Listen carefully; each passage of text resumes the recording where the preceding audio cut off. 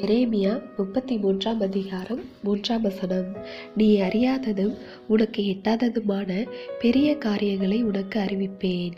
கிறிஸ்துவுக்குள் அன்பானவர்களே, எந்த ஒரு விஷயத்திலும் தேவன் இப்படித்தான் செயல்பட போகிறார், இப்படியொரு காரியத்தை தான் செய்வார் என்று நிச்சயமாக கூறிவிட முடியாது. ஏனென்றால் தேவனுடைய வழிகளும் செயல்களும் அதிசயமானவைகள், அவை ஆச்சரியமானவை. தேவன் எதை எப்படி செய்ய போகிறார் என்பதை அது நிகழும் வரை நம்மால் யூகித்து அறிந்து கொள்ள முடியாது.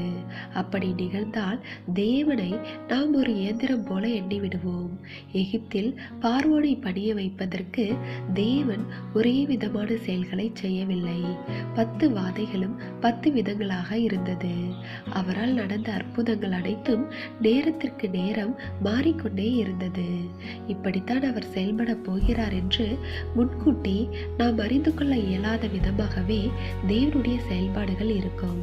நமக்கு தேவையான நம்பிக்கையோ கர்த்தர் எதையாவது நன்மையாக செய்வார் என்பதே. எனவே தேவ பிள்ளைகளே, எந்த ஒரு விஷயத்திலும் எந்த ஒரு சூழ்நிலையிலும் கர்த்தர் இப்போது நம்மை எப்படி நடத்தப் போகிறார் என்று அறிய ஆவலாய் இருக்க வேண்டும். இப்போது எந்த பாதையில் எப்படிப்பட்ட ஆலோசனையை சொல்லப் போகிறார் என்ற உணர்வோடு காத்திருக்க வேண்டும். ஏனென்றால் நாம் விசுவாசித்து நடக்கவே அழைக்கப்பட்டிருக்கிறோம். தேவனுடைய கிருபையும் இரக்கமும் உங்கள் அனைவரோடும் இருப்பதாக.